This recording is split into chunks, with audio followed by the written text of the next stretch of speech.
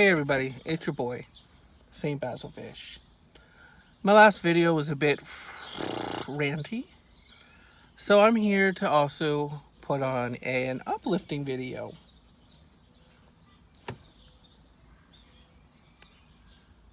Or what I assume is uplifting. So as I told you in about a video before ago, somebody had initiated a conversation confirming about this presence I felt following me and attached to me.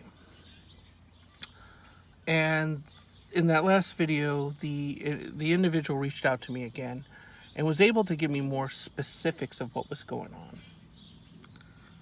And we talked at length about some things that could happen.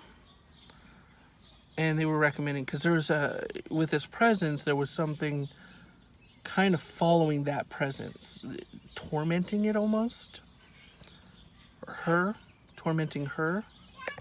Uh-oh, hold on. I have visitors. Yes? Daddy, the tooth fairy came early. What? Uh-huh. Nuh-uh. And she took the coin that I was going to give her. Is that because you lost a tooth? Show everyone you lost a tooth. Huh? That I pulled out yesterday because you popped it on a burger and freaked out. All right, go back inside. Dad, Yes. I got both a Gorgon and an Autumn Stag. And an autumn stag? Yeah. Oh my goodness, we have been playing Neverwinter, and holy crap. She plays better than I do, and she plays it more than I do. So, congratulations. All right, you go back in. Congratulations. Huggy. All right.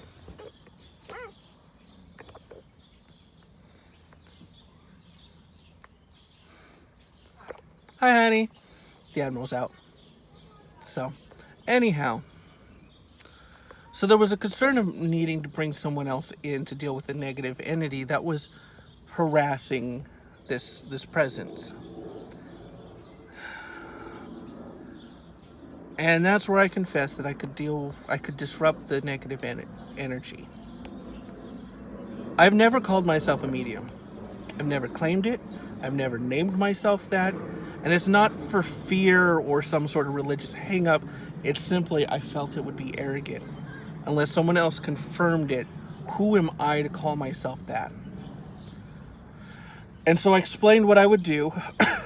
They made some recommendations, and I did just that. So here's how it went down. That night when everyone was in bed, because I didn't need anyone else up, and I didn't want to freak anyone else out in the house, I opened up the windows and the doors. And I saged the space from aft to fore.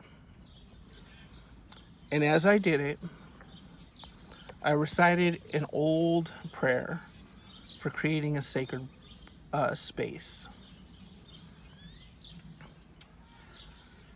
I saged the area reciting this prayer. I used holy water to bless the corners, and then I closed the doors and the windows and solidified them with holy blessed salt on each of the entrances to the space. Now I would find out the next morning. My wife said she could hear me as I was doing this, and she said she had heard initially, because as I was doing this, I felt a resistance. It was just an undoubted resistance.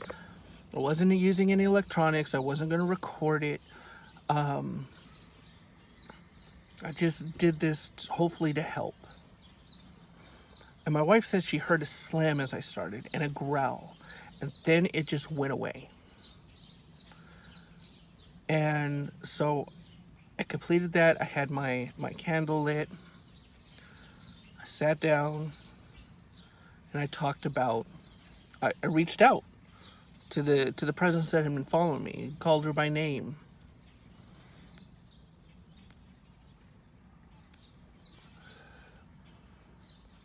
And as weird as, again, this is my channel, believe or don't believe, I don't care. But it was that of a spirit of a female who didn't realize she had passed on.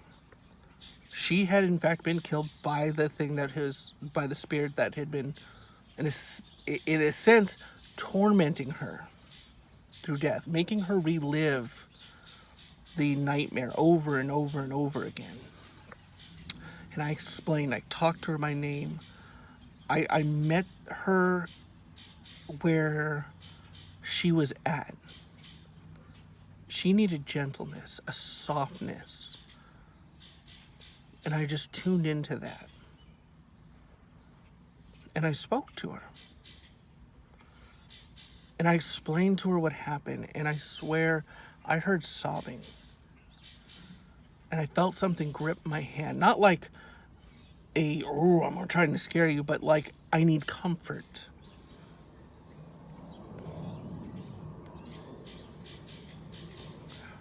And I talked about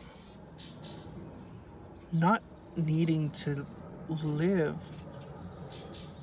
constantly in the state of fear and terror and cat and mouse, but that it was okay to move on. And I went at length about that, about family and friends, and I could just feel like this warmth and encouragement for that young spirit to cross over to where she was loved and it could be at peace. And I saw, as I looked in the candle, the light of the candle would wax and wane, but it became so bright when I started talking about the light, and the light of why I lit the candle, what it represents, and what it means. And the initial feeling when addressing the spirit was one of apprehension, of fear, of anxiety, of frustration, of anger. And as we progressed, it became joyful. I was smiling stupidly, laughing stupidly, and all of a sudden the air felt clear. There was this sensation of letting go, and it blew my mind. Now, I have no idea if she crossed or not. I'm not that in tune to my gifts. I'm trying to be. I'm trying to learn, trying to be open to that side of myself. Especially with having that stuff confirmed for me. I will tell you one thing that's very interesting. On my back door, which is a glass door that leads to the backyard, there was this condensation that I could not get rid of, and it has been there for so damn long. Months and months and months and months and months, and I would venture at least a year. And I know this condensation because every time I drive down the main road from behind my house and I look over, it always looks like someone's looking out at me. When I did that cleansing, that condensation went away. It's not back. I didn't do anything different. Temperature in my house is still the same. Things I do in the house are still the same. That little condensation silhouette of what looked like a male figure is gone. Hasn't come back. And maybe that's a sign, maybe that's coincidence. You call it what you will. But I look at that, and I feel it's kind of a sign. Now, I don't know. I haven't had confirmed whether the spirit has moved on. But I'm hoping she has, because the air in my home has been so clear. The oppressive energy in the house is gone. Has been gone for the past several days. And if it worked, that's awesome. That's the whole reason when I was doing paranormal investigation that I got hooked up with the group that I got hooked up with, which was to help. Not Zach Baggins it and try to provoke and cause fights and be like, oh, we took videos and it seems like there is something here. That's one in our books, and move on. I mean, what the fuck good is that? I fucking hate this paranormal, this ghost hunt bullshit. Where you have people that are like provoking and stirring shit up and like, we got video evidence and we got an EVP and we got this, that, and the other, and I felt this and I felt that, and then they leave. Well, what the fuck good is that? Why would you go into someone's home that's like, I don't know what to do, etc., etc., my life is turned upside down, and just be like, yeah, you got something in your home, and then leave? Fuck that.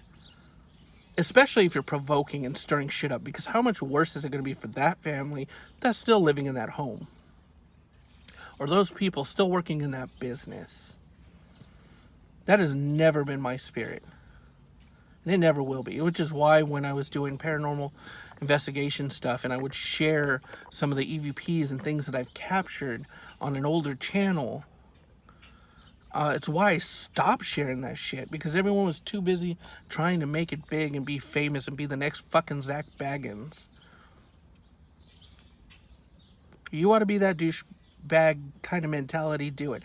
Don't get me wrong, I watch Ghost Adventures all day, every day. But for fuck's sake, if you're going to get into it, have goals, not, ooh, we caught something. Looks like my equipment works better than everybody else's. Oh, yuck. Fuck off with that shit. Anyhow, so that's my story. Has the spirit moved on? I don't know. I feel like she has, or at least something's happened, because the house feels so much clearer. That weird condensation silhouette is gone. I always wrote it off as like weird condensation. I got shitty weathering in this house. But anyhow, felt like share a good story instead of just I retired and everything's a fucking mess and I'm trying to move across the country with a bare minimum. So anyhow, guys, love you, mad love. I would say peace, but my wife does not like my outro. The Admiral let me know that. So until next time, I'll see you later.